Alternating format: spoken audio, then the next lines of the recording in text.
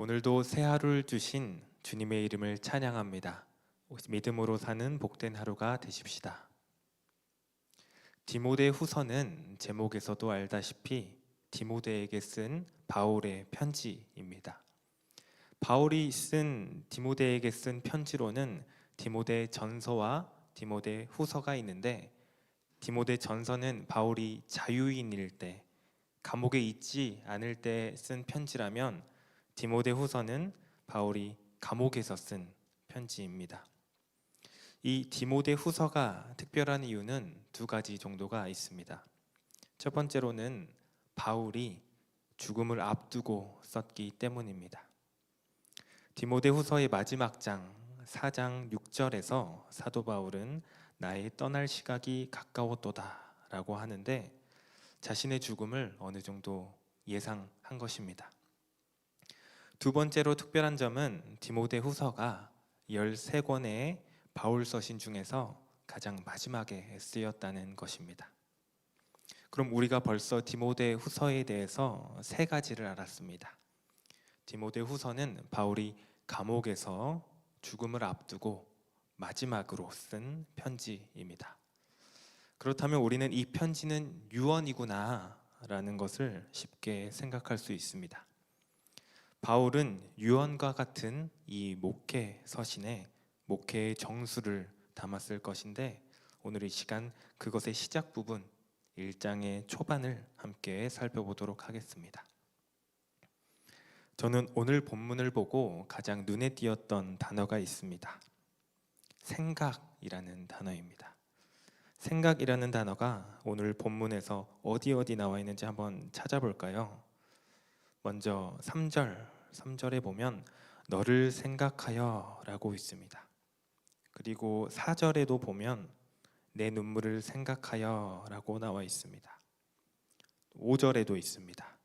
내 속에 거짓이 없는 믿음이 있음을 생각함이라 라고 합니다. 6절에도 있습니다. 너로 생각하게 하노니. 3절부터 6절까지 나와 있는 이 생각이라는 단어를 헬라어 원문으로 보면 다 다른 단어로 쓰였습니다. 서로 다른 4개의 단어가 쓰였지만 신기하게도 이 단어에는 모두 기억하다는 의미가 있습니다. 생각하다는 의미도 물론 좋은 번역이지만 개역개정을 제외한 많은 성경들은 이 단어들을 생각이 아닌 기억이라고 번역하고 있습니다. 한편 3절, 4절, 5절의 주체는 바울입니다. 바울이 기억하는 것은 3절에서 디모데 너를 생각하고 있고, 4절에서는 디모데의 눈물, 5절에서는 디모데 속에 있는 거짓 없는 믿음을 기억하고 있었습니다. 바울은 디모데의 과거를 이렇게 은혜롭게 기억하고 있었던 것입니다. 그런데 바울은 그러한 디모데의 과거를 6절에서 디모데 너도 기억해야 한다고 말하고 있습니다. 디모데 후서는 유언과 같다고 하지 않았습니까? 어쩌면 바울이 디모데에게 하는 마지막 설교였을지 모릅니다. 여기서 바울은 디모데에게 기억하라고 합니다. 디모데야, 에베소에서 사역하기 참 힘들지? 나는 감옥에 있고 죽음을 앞두고 있지만 나는 너를 이렇게 기억하고 있어. 근데 이걸 가장 기억해야 하는 사람은 내가 아니라 너야 라고 하는 것입니다. 디모데는 에베소, 음탕하고 성적으로 문란한 아데미 신전의 제사가 성행한 그 에베소에서 사역하고 있었습니다. 에베소 시민은 물론이고 에베소 교인들까지도 그 음란한 제사에 눈이 팔려있는 상황에 자신의 아버지 같은 스승 바울까지 감옥에 갇혀 있었습니다.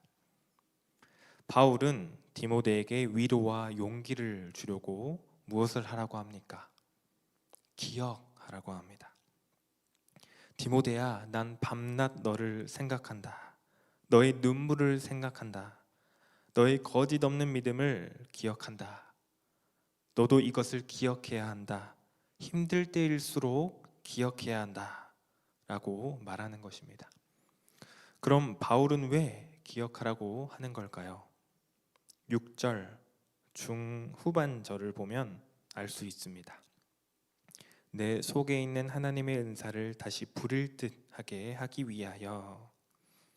디모데에게 주어졌던 하나님의 은사를 다시 뜨겁게 하기 위해서 기억하라는 겁니다. 다시 말해, 디모데야, 너는 하나님이 너를 불러주셨던 그때를 기억해야 한다.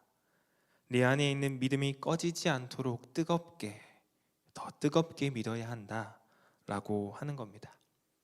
이 메시지는 1차적으로 사도 바울이 디모데에게 한 것이지만 궁극적으로는 하나님께서 우리에게 주신 메시지인 줄 믿습니다. 우리가 믿음 생활 하다 보면 믿음이 늘 활활 타오르는 게 아닙니다. 환경 때문에 또 두려움 때문에 사로잡히기도 합니다. 영적인 침체에 빠질 때도 있습니다. 그럴 때 이 말씀을 기억해야 할 것입니다. 힘들지만 사실 뻔할 수 있는 말이지만 그리스도인들인 우린 이것밖에 답이 없습니다. 힘들 때일수록 과거에 하나님께서 우리에게 주셨던 그 은혜를 기억하며 다시 한번 마음이 부를 듯 타오르도록 해야 할 것입니다. 하나님께서는 더 뜨겁게 신앙하는 모습을 우리들에게 요구하십니다. 하나님이 주시는 그 은혜를 기억하는 우리가 되길 바랍니다. 그리하여 더 뜨거워지는 우리들이 되기를 소망합니다. 그런데 우리가 그 은사와 은혜를 어떻게 늘 기억할까요? 쉬운 일이 아닙니다. 그래서 사도 바울은 7절에서 이렇게 말합니다. 하나님이 우리에게 주신 것은 두려워하는 마음이 아니요 오직 능력과 사랑과 절제하는 마음이니. 사실 여기서도 마음이라는 단어가 마음만을 의미하지는 않습니다. 헬라어로는 푸뉴마, 영어로는 스피릿, 한글로는 영, 성령을 뜻하는 단어입니다. 사실 우리는 우리의 능력으로 은사를 기억할 수 없습니다. 오직 능력과 사랑과 절제의 영으로, 성령으로 기억할 수 있는 것입니다. 저는 여기서 요한복음 14장 26절이 떠올랐습니다. 말이 나온 김에 한번 찾아볼까요? 요한복음 14장 26절을 한번 보겠습니다. 요한복음 14장 26절. 요한복음 14장 26절 함께 읽어보겠습니다. 시작. 보혜사 곧 아버지께서 내 이름으로 보내실 성령 그가 너희에게 모든 것을 가르치고 내가 너희에게 말한 모든 것을 생각나게 하리라. 여기서도 생각이 나오죠.